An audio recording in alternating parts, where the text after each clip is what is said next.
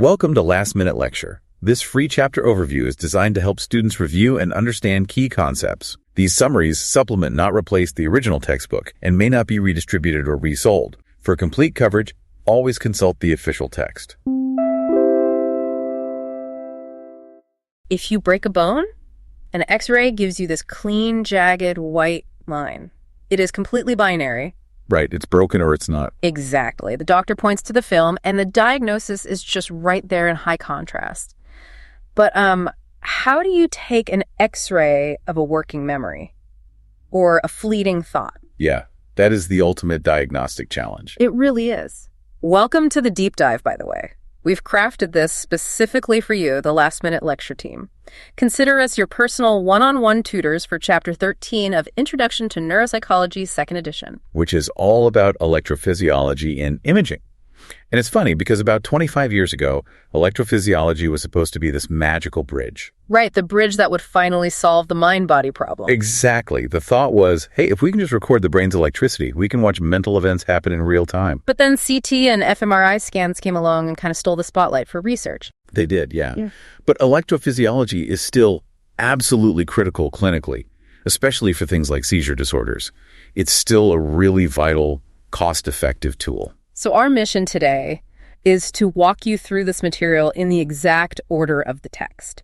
We are going from, basic electrical recordings all the way up to the most cutting-edge brain scanners. Right. And to understand the modern high-definition stuff, we really have to start with the baseline, which is the ongoing EEG. The electroencephalogram. That's the one. It's been around since the 1930s. Okay, let's unpack this. How does it actually work? Like the mechanics of hooking up the wires? Well, you basically use a specialized cap to place these small silver cups on the scalp. Which you can actually see in figure 13.1, right? That classic picture of the moving paper chart showing bursts of alpha activity. Yeah, exactly. Yeah. And the placement isn't random. You follow what's called the 10-20 system. That's figure 13.2 for anyone following along in the book. Right. You're spacing the electrodes at 10% and 20% intervals between these fixed anatomical landmarks on the skull. But you can't just put the cups on dry hair, right? You need gel. Oh, absolutely. You have to fill them with a highly conductive gel. You're essentially filling in all the microscopic potholes on the skin so the signal doesn't hit air pockets. Because the brain's electrical fluctuations are tiny. Incredibly tiny. We were talking microvolts. They have to be amplified like 20,000 times just to create a readable trace. Wow. Okay, but wait. That brings up the whole reference electrode dilemma? Yes, it does. Because if you're doing a bipolar recording where you measure the difference between two active spots on the head, how do you actually know which spot changed? It's like trying to eavesdrop on a single conversation through a thick wall at a noisy party. That is a perfect analogy. Right. If the volume spikes, you don't know who just yelled. Exactly. So the technical workaround is what we call a monopolar recording. You try to find a relatively inactive reference spot to compare your active electrode against. Like where? The nose. The nose? Actually, yes. Or the vertex, which is the midpoint on top of the head. Or the mastoids behind the ears. But no spot is totally neutral. Right? No, not at all. The anatomical asymmetries in the brain mean there is no perfectly neutral ground. A truly unbiased measurement is basically impossible. Right. Okay, so once the electrodes are glued on and the data starts flowing, you're getting, 61,440 numbers per minute across just 8 channels. There's something staggering like that, yeah. How do researchers even make sense of those squiggles? Well, you break them down into frequency bands. Right, measured in hertz. So we've got delta, which is 0 to 3.5 hertz. Theta is 4 to 7.5. Yep. Alpha is 8 to 12.5. And then beta 1 is 13 to 19.5, and beta 2 is 20 to 29.5. Exactly. And the key thing to look for is what we call alpha attenuation. Which is when alpha power drops. Right. So when you're just resting, your neurons are sort of idling together. They fire in sync, which creates that alpha wave.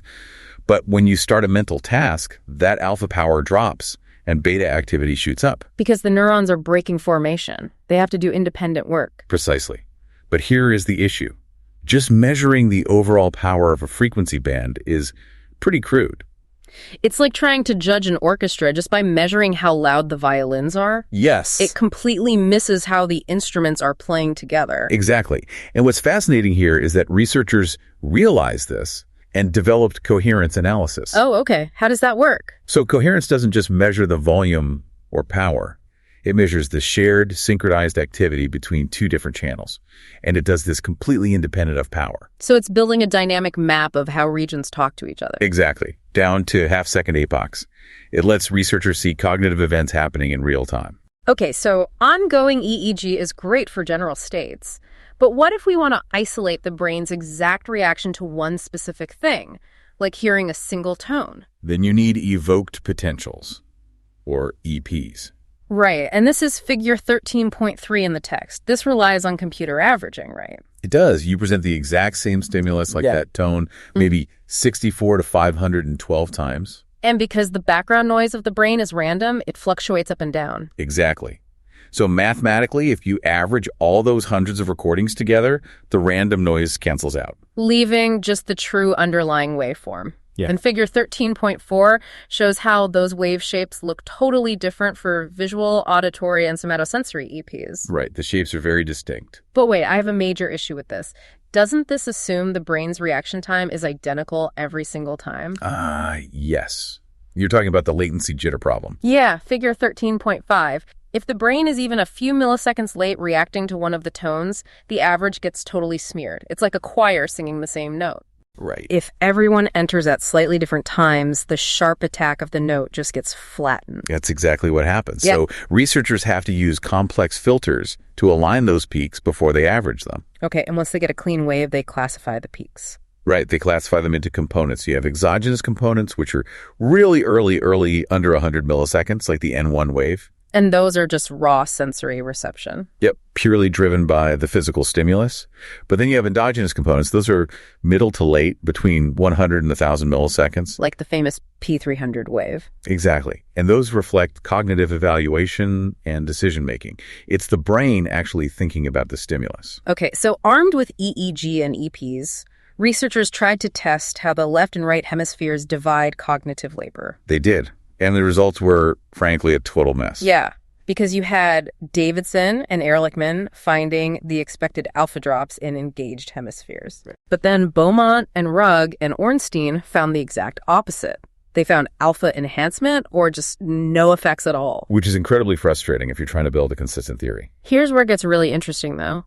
Were they actually measuring brain power or just the physical effort of the task, like eye twitches or something? That was the big question, and Gevins ran some famous studies to test that. Oh, right. When he strictly controlled variables like eye movements, limb movements, and overall effort, all those task-related EEG asymmetries completely vanished. Wow. So the textbook lateralization stuff was just artifacts. A lot of it was, yeah. But to be fair, the EP studies were a bit more successful. Because they're locked to a specific time. Exactly. Wood found actual left hemisphere phonetic processing differences. And Brown and Marsh did this really cool study. That's the ambiguous words study. Yes. They showed that anterior cerebral processing was different when people heard sentences like, the metal was lead versus the horse was led. That's amazing. But still, electrophysiology was plagued by these artifacts, and the spatial resolution was terrible. You knew when something happened, but not where. Right. So in the 1970s, we see this massive pivot towards structural imaging, starting with the CT scan. Computerized tomography. Hansfield and Cormack actually won a Nobel Prize for it. Because they figured out how to use X-rays from multiple angles to construct these visual slices of the brain, where bone is white, air and water are dark, and the brain itself is gray. Exactly. It was revolutionary. But compared to today, it's kind of like playing an old 8-bit video game. I mean, it's great for spotting gross trauma like a bleed, but terrible for nuance. How did we upgrade to high definition? That was magnetic resonance imaging, or MRI. No X-rays this time, right? Like no radiation. Right. You place the body in a powerful magnetic field which aligns the atomic particles. Then you hit them with radio waves. And the way those particles relax creates the image. Exactly. It gives gorgeous gold standard anatomical clarity, but there's a huge catch. It only shows structure. Right. It shows you the engine, but not the engine running. So to see the engine running, we got fMRI, functional MRI. Yes, which tracks blood glucose and oxygen going to active neurons. It measures it multiple times a second. Using the subtraction technique, right? That's so clever. Yeah. Subtracting a resting state scan from a task state scan so you only see what specifically lights up. It's brilliant. Like Bornat's study, they used fMRI to prove that answering questions about how tools are manipulated specifically activates the left inferior parietal lobe. Which is incredible. But wait, what about PET scans? Positron emission tomography? Oh, PET is older than fMRI. It uses radioactive isotopes instead of tracking oxygen. But it's super slow, right? Like 30 seconds per scan. It is slow. But it yielded some brilliant results. McGuire's famous study on London taxi drivers navigating the knowledge used PET. And that showed the right hippocampus lighting up. Exactly. I have a highly practical question, though, about fMRI. How valid are these cognitive tests when you shove a subject inside a noisy, claustrophobic, terrifying magnetic tube? This raises an important question, honestly. It's a huge stressor. Right. And Gutchison Park actually found that the stressful fMRI environment inherently alters cognition. It can actively impair a subject's memory performance during the test. So you're measuring a stressed brain, not a normal one. Exactly. So if fMRI is slow and claustrophobic and EEG is just squiggles, what is the ultimate future of brain measurement? That would be MEG, magnetoencephalography. I love MEG. It detects the brain's magnetic signals, right? Yes, but those signals are incredibly weak. To detect them, you need superconducting coils bathed in liquid helium. At minus 269 degrees Celsius? That is wild. It's extreme engineering. The sensitivity is like trying to hear the footsteps of an ant in the middle of a rock concert. Wow. But the payoff is insane. A spatial resolution of 2 millimeters and a temporal resolution of 1 millisecond. It's the best of both worlds. Kay Conan actually used MEG to show exactly how alcohol impairs auditory processing millisecond by millisecond. Okay, one final structural innovation we have to mention. DTI. Diffusion tensor imaging, or fiber tractography. Yes. This is basically mapping the brain's highway system, right? By tracking how water diffuses along the white matter tract. Exactly. Because water diffuses differently alongside those long neural cables. Lee used it to understand the physical wiring behind blindsight. Cortically blind patients who can react to objects they can't consciously see. Exactly. It maps those subconscious pathways. Okay, so to synthesize all this for the last minute lecture team, brain imaging is incredibly fashionable right now. It is. But we have to remember, it has historically overpromised. Right. We thought EEG is the answer, then we thought fMRI was the answer. And the real breakthroughs of the future won't come from just building bigger magnets.